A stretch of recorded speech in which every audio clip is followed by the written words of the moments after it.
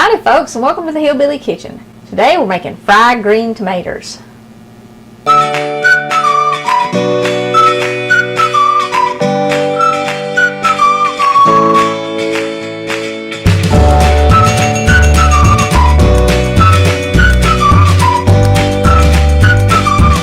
Okay, what you want are 3 really green tomatoes like this one right here. You don't really want them like this when they're starting to get streaks of pink or yellow on them, because they have more juice when they get like that.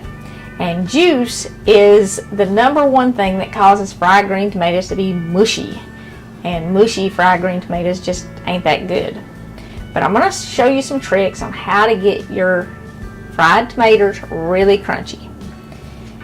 Okay, I have a cup of regular cornmeal. This is not mix. If all you have is the mix, you can use the mix. And I have a cup of self-rising flour. If all you have is plain, you do want to throw a little baking powder in that, because that will help make your end product a little bit crispier and a little bit fluffier, I guess. Have an egg, which will also make it crispy, and a cup of buttermilk. We got some salt and pepper that we're going to use just to season them with, and that's really the only seasoning you need for old-fashioned fried green tomatoes. Now there's a lot of recipes where people are spicing them up with all kinds of hot sauce and stuff like that, chili peppers, but fried green tomatoes have salt and pepper on them. You need some oil to cook it in, and I'm using grapeseed oil.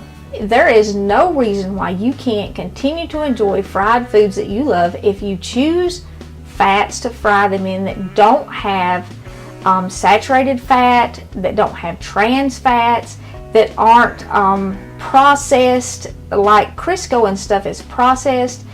It will clog your arteries. It has stuff in it that you don't need to be eating. And this has a lot of vitamin E in it. It has omega-6s in it, and it has the polyunsaturated fat, which actually helps make your body healthy, and it's good for your brain and your entire nervous system.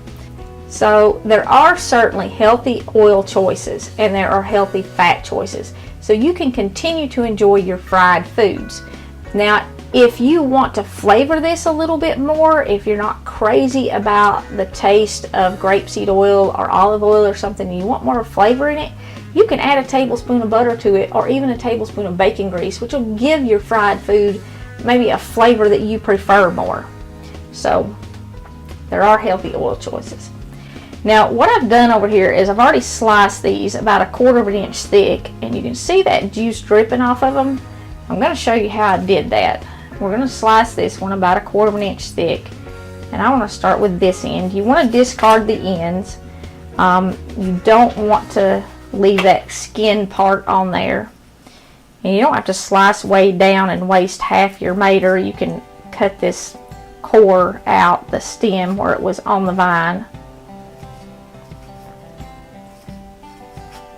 Well, usually that comes right out, but because I'm videoing it, it's not going to. Okay, that's garbage. You want to have a sharp knife for this, and try to keep them even.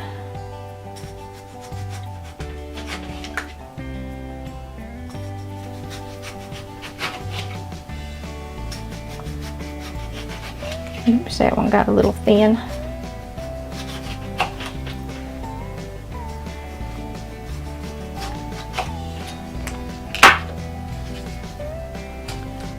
Okay. What you want to do, how I'm getting this juice to drip out of this, remember I said juice would make your finished product mushy and slimy, and it won't be crispy and tasty, is you want to sprinkle both sides of it just a little bit with salt, and then you're going to let it sit there for like 15 minutes, and that salt will draw the moisture out of your maters. Once you have salted these, you're just going to let them sit here for about 15 minutes. And then you need some paper towels, and you're going to dry them off. And you will wipe this salt here off. This one here got a little bit thin too. You don't necessarily have to have a wire rack to let these sit on. It does kind of make it nice, and it gives them, they can drip instead of just soaking on the paper towels. Okay, I'm gonna go ahead and slice this other one here and let him start sitting. So this one is not ideal, but I am gonna go ahead and fry it because this recipe is more than enough for 3 tomatoes, and I'm gonna waste a lot of my other stuff if I don't. And I think it'll be okay. It just comes out better if your tomato is really green.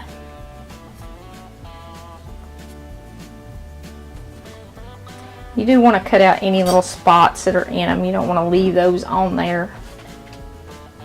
And you also want to make sure you wash your tomatoes good before you start this to get any dirt, or if you bought them, which I did buy these because they're not ready in my garden yet, make sure you get any pesticides off. You are going to need paper towels. If you don't want to use paper towels, and I know a lot of people are into reusable products, you can get like a tea towel that doesn't have lint on it, and it'll work just fine for this. But you want to make sure you use something that doesn't have lint on it. You don't want to get lint all over your tomatoes and then cook it. Okay, we're going to need some little shallow bowls to pour this stuff in so that we can dip everything. Your flour stays by itself. You're not going to put anything in that.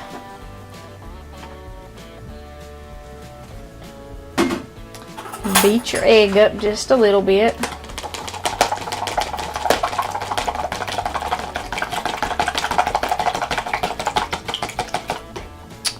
And then add your buttermilk.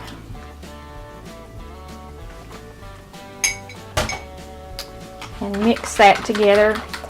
And you can make these using regular milk, but if you use regular milk, I would probably cut it down to a half a cup and use 2 eggs maybe, because the regular milk is not going to tend to stick to it as much as the buttermilk. It's not as thick.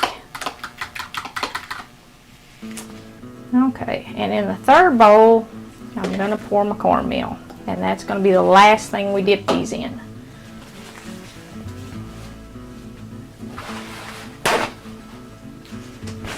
Alright.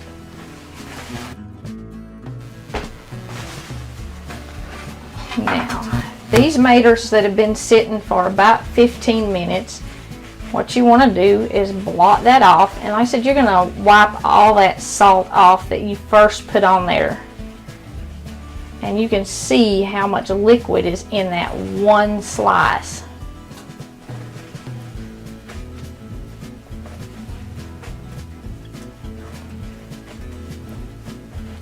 Okay, you want to sprinkle both sides with a little salt and a little pepper.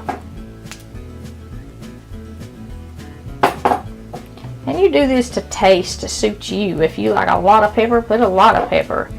If you're doing a low salt, go low salt, or even use a light salt. This salt I'm using is an all-natural salt, and it has a lot of minerals in it that regular table salt does not have. And it also doesn't cause the bloating problems that regular table salt does. It's hard to find though. So what you want to do after you salt and pepper each slice is you want to put it in your flour, and you want to make sure you really cover it good. And then you just kind of shake off the extra. And you're going to dip it in the buttermilk in the egg. And flip it over there so you get it coated good.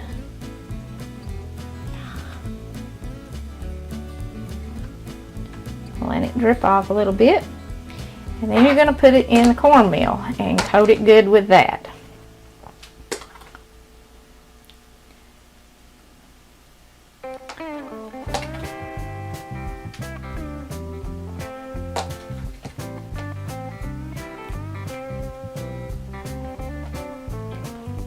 And after you coat them all, and we're going to coat a few more, you want to sit them aside and you want to let them rest for about 10 minutes before you actually put them in your pan. But while we finish coating a few more of these, I want to start preheating my pan. And I want to put about 1/4 of an inch of oil in this. Now, if your frying pan is not your best friend, use a nonstick pan for this and save Granny's cast iron skillet for something else. I'm going to turn this on about medium and just let it sit there and preheat, and we'll check it in a minute and see if it's hot enough. So each tomato slice, you want to dry it off good. This is something that you would make really for kind of a special dinner. You can use these as a side dish for your dinner, or you can use them as an appetizer, or they're really good for just a snack. But I would not want to make these for a living for tons and tons of people, because to make them come out right, it does take a little bit of effort, like salting each side and then drying them off, and then you have to dip them 3 times. If you do these kind of like the way I've done them while I was filming the video, you know, if you slice one and put the salt on it and then get the rest of your stuff ready, that's going to give you enough time to let everything sit the proper amount of time. You want to let them sit about 15 minutes with just the salt, and then you want to let them sit about 10 minutes before you start frying them after you've done all this. It does make it easier too if you go ahead and get out 3 forks like I've done here, because if you use one fork and you go from one to the other, it's going to end up looking like my fingers, and your fork is going to get thicker and thicker and thicker, and you're not going to be able to do anything with it. It's going to have so much cornmeal and flour and stuff on it that it's not going to be a fork anymore. You can see here, the breading, when you get it on there, it is pretty thick, and that's what you want. That'll make the outside extra crunchy.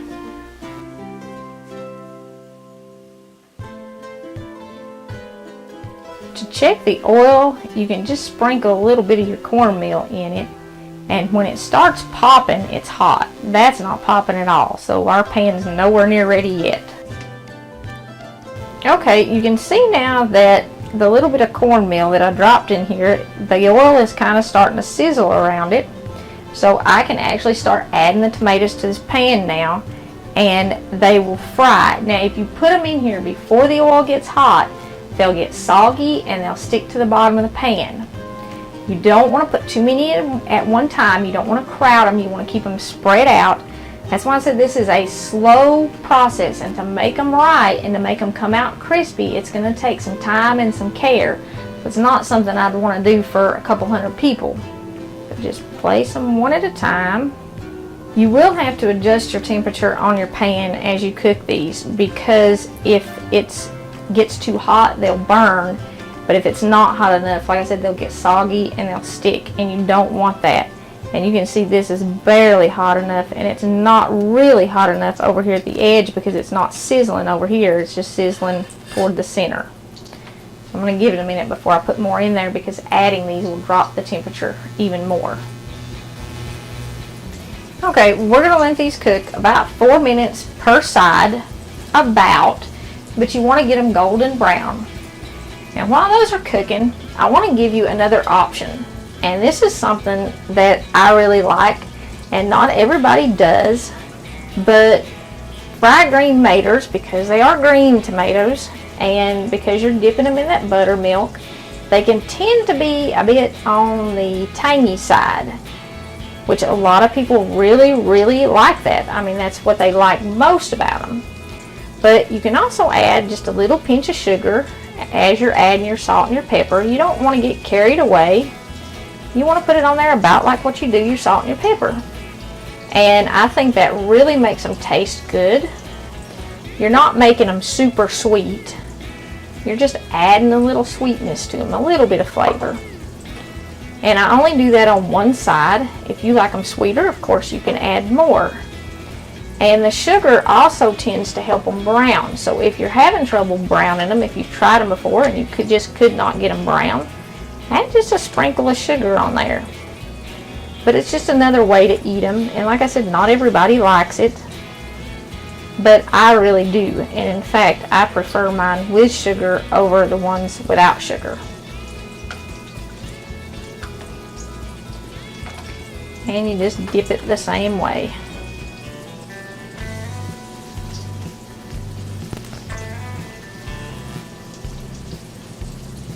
And don't forget to dry them off good. When your paper towels get wet, get you out some fresh paper towels.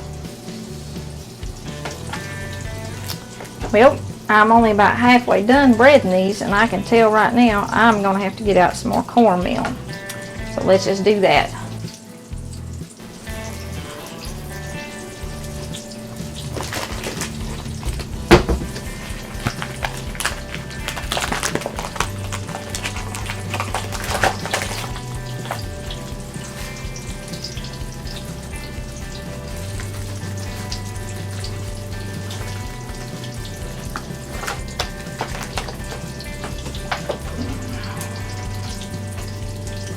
I probably just dumped another cup of cornmeal in there, and I don't know if I'll need all that or not, but like I said, it's getting hard to get it covered, and you definitely want to get them covered.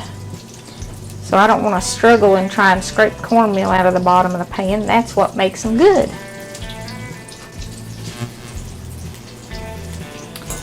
Okay, these are brown now, and you should be able to just turn them over with a fork. Nothing fancy.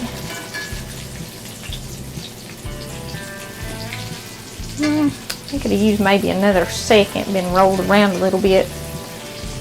Now, a lot of people I know will tell you to only turn your food over once. Well, I think that's about silly. I mean, these two here are completely brown, and these two here have a little edge left on them that's not. So when I'm going to flip them again, and I'm going to brown this in here because I want them all brown good, and it's not going to hurt a thing. I say flip it till it's brown. When you're doing something like this, after you've been at it a while, I swear it's tempting to just throw everything in here. But if you want them all to come out, you really have to take the time to do this. I'm going to dry up a couple of them at once here and season a couple of them at once.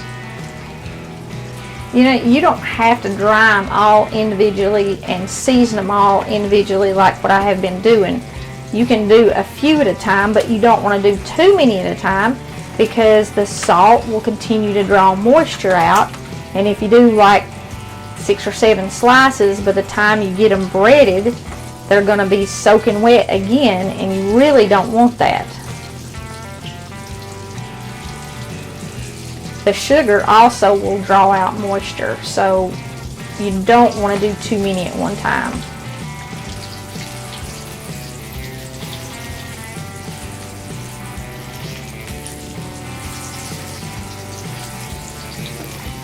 Okay, these first few here, they're looking pretty done. So I'm going to start taking them out. And you don't want to take them all out at once, because if you take them all out at once, your pan will get too hot. That's just like if you add them all at once, your pan will get too cold. And remember to get the ones that have been sitting the longest, the ones that you have already dredged. That's what that's called, by the way, dredging or coating.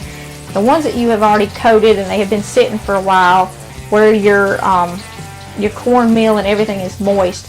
Remember to put those in first so that they've had time to rest, because that really will make a big difference in how your finished product comes out.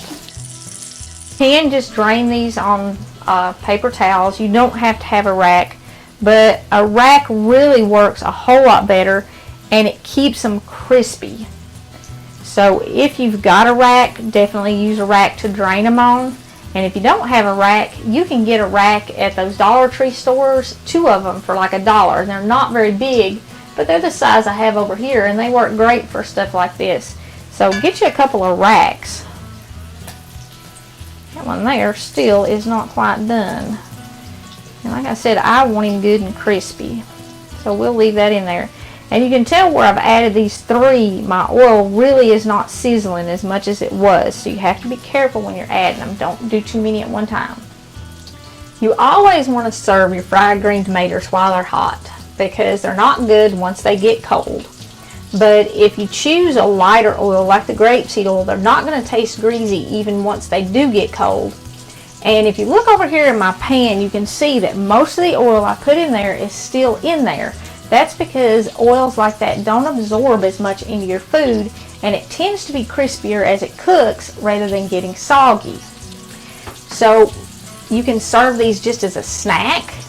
You can have them as a side dish to a meal. You can have them as a meal, or you can serve them as an appetizer. And I really like mine just like this. I don't like to dip them in anything, but people make all kind of special dips for them. You can dip them in plain sour cream. A lot of people are dipping them in ranch, and I made a homemade ranch dressing earlier today, and we'll have that video up in a day or two if it's not already up. So I'm going to serve them with some of that. And people also have a lot of traditional homemade relishes that they serve them with. So however you like them, if you like them dipped or if you just like them plain, eat them hot. Take your time, keep an eye on your pan temperature, make sure you get it evenly brown on both sides. You can see that's crunchy all the way through. That 4 minutes on each side will make it tender but not make it mushy. Make sure you get them dry. That salt process at the beginning to suck out the juices and get them dry really makes a big difference. The egg makes a big difference, and using the self-rising flour or adding some baking powder to your flour will make a big difference. So whether it's something you've always wanted to try or something that you lost your granny's recipe for or something you've just never been able to get right, if you follow these tips and you take your time, your fried green tomatoes will be the best in the county. So we appreciate you joining us in the Hillbilly Kitchen. Don't forget to click like and subscribe. And until next time, remember to put God first. Psalm 119:105. Thy word is a lamp unto my feet and a light unto my path.